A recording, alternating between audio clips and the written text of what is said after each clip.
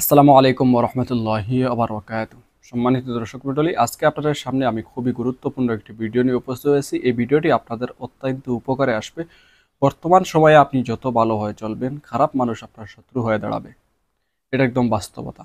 এটা বর্তমান যুগে কি, এটা আগেকাল থেকে এরকম। আমাদের নবীজি সাল্লাল্লাহু আলাইহি ওয়াসাল্লাম যখন সত্য কথা অর্থাৎ ইসলামের দাওয়াত দেন নাই, তখন কারো উপরে কোনো কথা পড়ে নাই, তখন তিনি আল আমিন ছিলেন।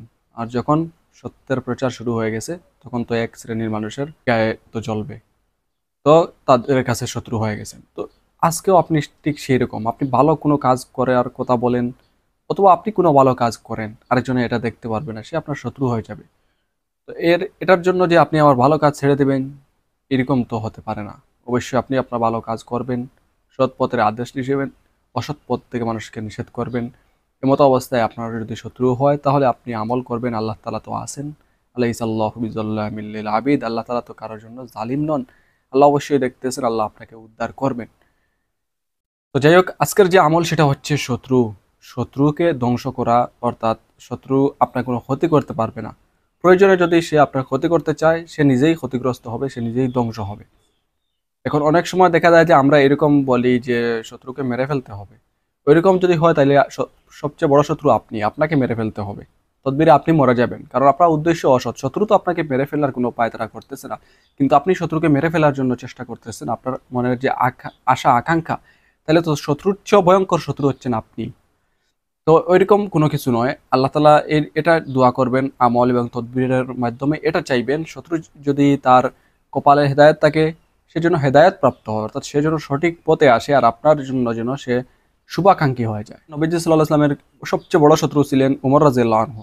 কারো সাহস হয় না নবীজির মাথা মুবারক কেটে নেওয়ার জন্য। উমর রাদিয়াল্লাহু আনহু রয়েছিল, কিন্তু পরবর্তীতে ওই উমর রাদিয়াল্লাহু আনহু মুসলমান হওয়ার পরে কত কাজে তিনি আসছেন, তো সেটা একটু নজির দেখে নিয়েন।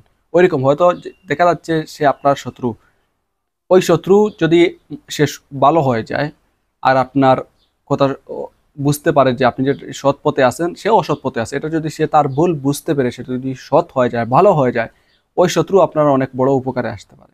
তো আপনি তাকে মেরে ফেললে তো সেরকম উপকার থেকে আপনি বঞ্চিত হবেন। তাছাড়া মেরে ফেলতেন, আপনি কি তার জীবন দিয়েছেন? আপনি বেশি বুঝেন না, আল্লাহ বেশি বুঝেন। তো আপনি তো আল্লাহর কাছে আশ্রয় চাইবেন, আল্লাহ যেটা ভালো মনে করবেন সেটাই হবে। যদি তার কপালে হেদায়েত না থাকে, যদি এরকম হয় যে আপনার শত্রুতা এমনভাবে সে করবে, সে আর কোনো অবস্থাতে তার হেদায়েত কপাল নেই, হয়তো সে আপনার বদদুয়া এমনভাবে কবুল হবে, সে মরেও যেতে পারে।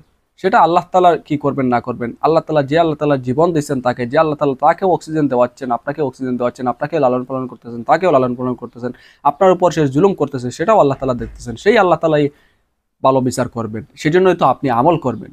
তো আপনি আমল করতেছেন, আপনি যদি নিজের আমল নিজে করে, অর্থাৎ বিচার যাই হোক তাল গাছ আমার, এরকম স্বার্থবাদী যদি আমল করেন, তাহলে তো কোনো কিছু হওয়ার কথা নয়। তো যাই হোক, আজকের যে আমল সেটা হচ্ছে সূরা লাহাব।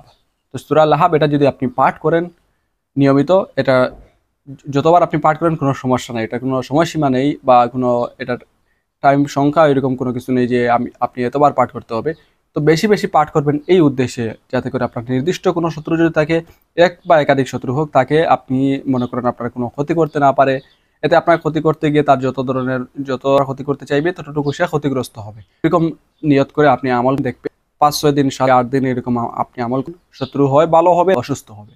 অর্থাৎ সে যদি তার অন্তরে বারবার এটা ঢেউ দিবে যে সে যা করতেছে সে খারাপ করতেছে, তারপরে যদি সে আপনার পিছন ছাড়ে না, আপনার জন্য শত্রুতা করতেই থাকে, জাদুটোনার মাধ্যমে হোক, অন্য কোনো কিছুর মাধ্যমে হোক, তাহলে সে ক্ষতিগ্রস্ত হবে। অর্থাৎ সে জাদু করতেছে, জানতেছে এটা খারাপ কাজ, আপনার উপর যে করতেছে এটা জুলুম করতেছে, এটা জানতেছে বুঝতেছে। একটা হচ্ছে জেনে বুঝে করা, একটা হচ্ছে না জেনে বুঝে করা। জেনে বুঝে আপনার উপর জুলুম করতেছে, তাহলে সে আস্তে আস্তে ক্ষতিগ্রস্ত হবে।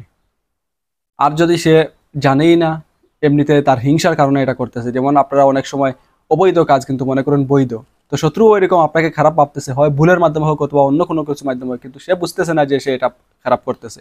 তাইলে সে এটা বুঝার ক্ষমতা তার হবে আপনার আমলের দ্বারা। বুঝার ক্ষমতা হওয়ার পর ভালো হলে তো হইলো, আর যদি ভালো না হয়, বুঝার পরেও না বুঝে, তাহলে সে যতটুকু ক্ষতি হওয়ার ততটুকু হবে। এ থেকে ইনসাফ আর আপনি কি চান? তো যাই হোক, এই আমল আপনারা করবেন, সূরা লাহাব এটা আপনারা পাঠ করবেন, যতবার পাঠ করেন বেশি বেশি পাঠ করার চেষ্টা করবেন, ইনশাআল্লাহ এরকম ফজিলত আপনি পাবেন। তো যাই হোক, আজকে ভিডিও এই পর্যন্ত। আশা করি ভিডিওটি আপনাদের অত্যন্ত উপকারে আসবে। পরবর্তী ভিডিও দেখার আমন্ত্রণ জানিয়ে বিদায় নিলাম। সবাই ভালো থাকুন, সুস্থ থাকুন। আসসালামু আলাইকুম ওয়া রাহমাতুল্লাহি ওয়া বারাকাতুহু।